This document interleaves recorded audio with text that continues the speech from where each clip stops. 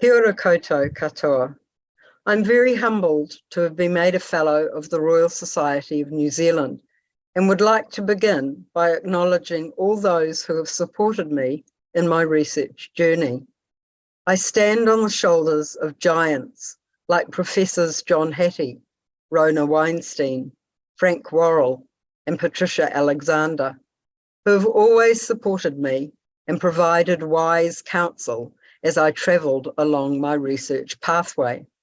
But I also want to acknowledge the many colleagues who have worked with me and provided incredible support, as well as my whānau, who have always believed in me and cheered me on.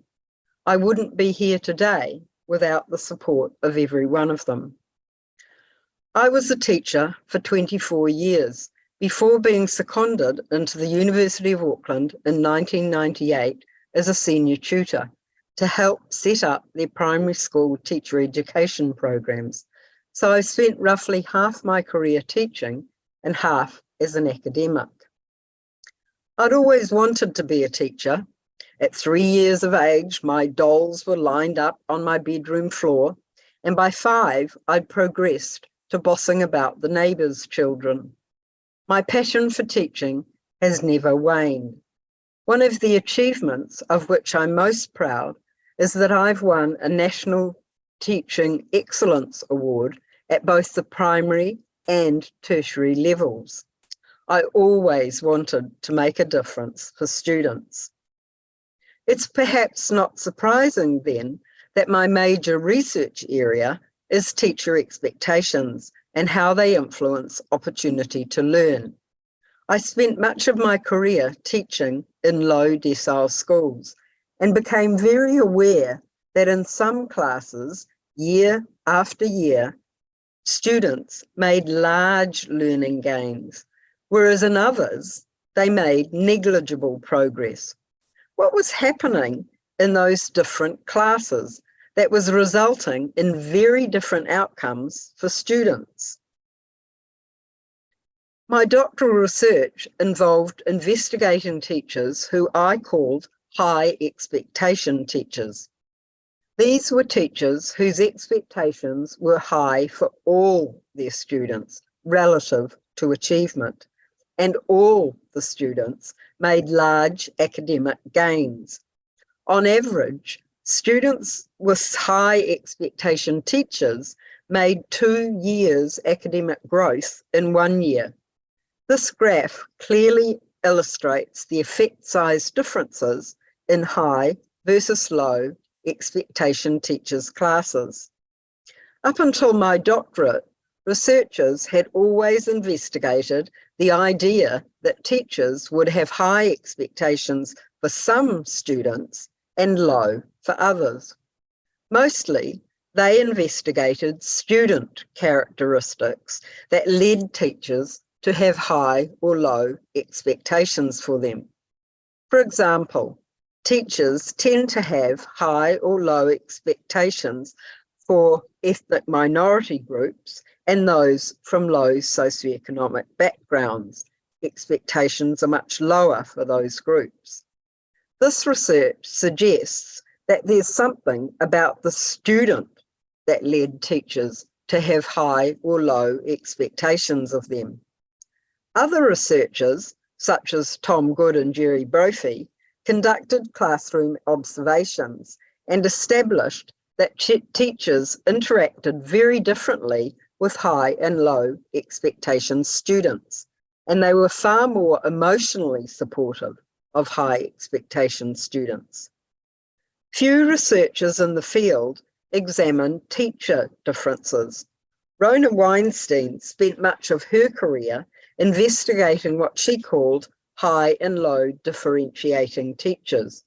These were teachers who either treated high and low expectation students very differently, high differentiating teachers, or they treated them very similarly, low differentiating teachers.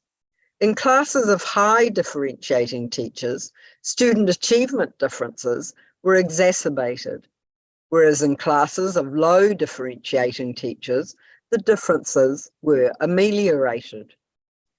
Elisha Babard researched what he termed high and low bias teachers. High bias teachers were easily influenced by stereotypical information about students and treated students in line with the stereotypes. Low bias teachers disregarded stereotypical information and treated students in accordance with their actual achievement information. My research transformed the field because it placed the focus firmly on teachers, not students. I was asking, what is it about teachers that means that some have high expectations for every student? Rather than the traditional perspective, what is it about students that means their teachers have high or low expectations for them?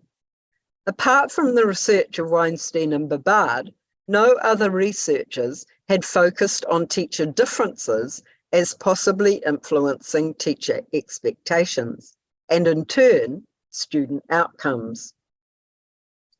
I identified characteristics of high expectation teachers that differed from those of low expectation teachers.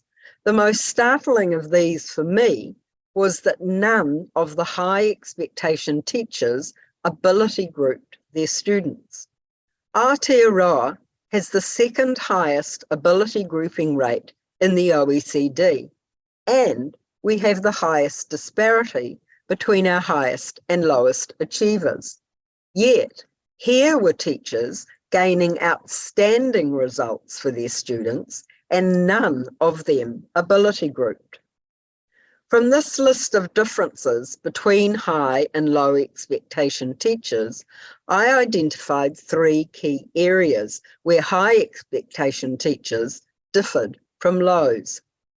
Firstly, they used flexible and mixed forms of grouping, coupled with high-level learning opportunities for all students. They believed that all students needed to be challenged in order to improve their learning. Secondly, high expectation teachers created a warm class climate where teachers had very positive relationships with all students, and students were very supportive of each other. Third, goal setting. In the classes of high expectation teachers, all students had very clear skill-based learning goals. Teachers provided feedback in relation to progress towards goals, and students were given choices in their learning activities. This meant high levels of student motivation, engagement, and self-belief in high expectation teachers' classes. Having identified these 3 key principles of high expectation teachers, the question then became, is it possible to train regular teachers in regular classrooms to become high expectation teachers? I was very fortunate to win a Marsden Fast Start grant, which enabled me to conduct an experimental study from 2011 to 2013. 84 teachers were randomly assigned to either learn the practices of high expectation teachers or they formed a waitlist control group. By the end of the first year of the study, students whose teachers had learnt the practices and beliefs of high expectation teachers had made the equivalent of more than a term's additional learning in maths compared to the control group. Importantly, there were no differences in achievement between the control and experimental groups at the beginning of the study.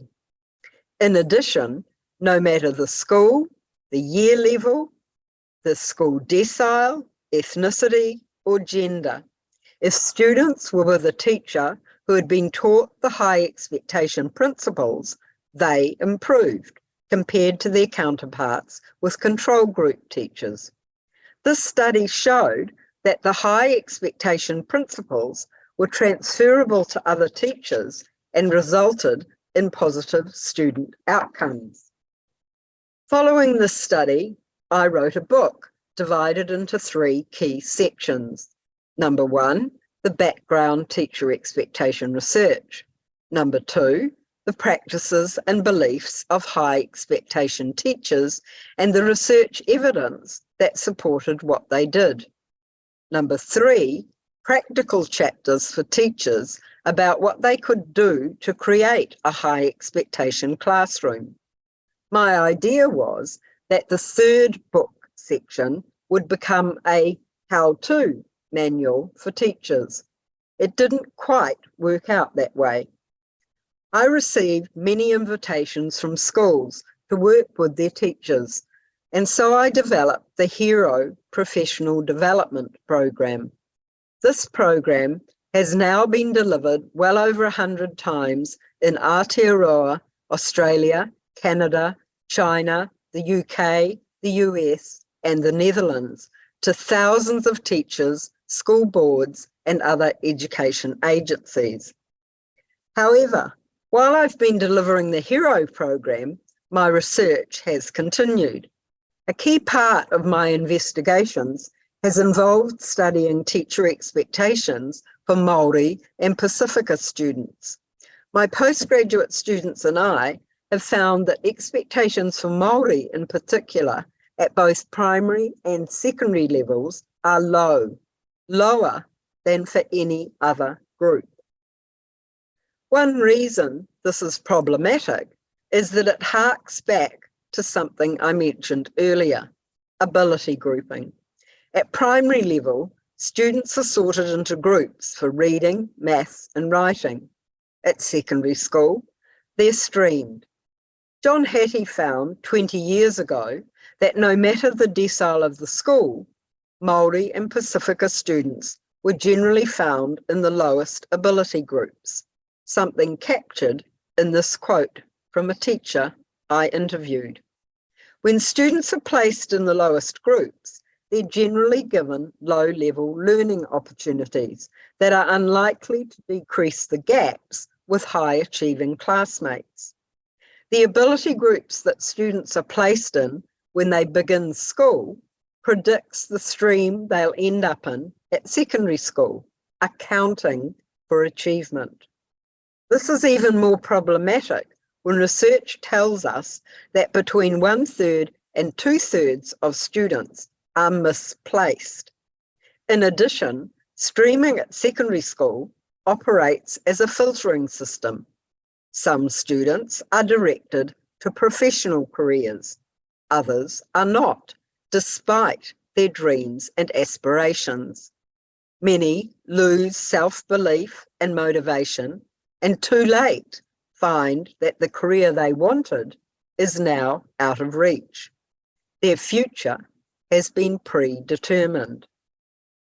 In 2020, I was invited to be part of a group tasked with creating a design plan to eliminate ability grouping and streaming in our schools.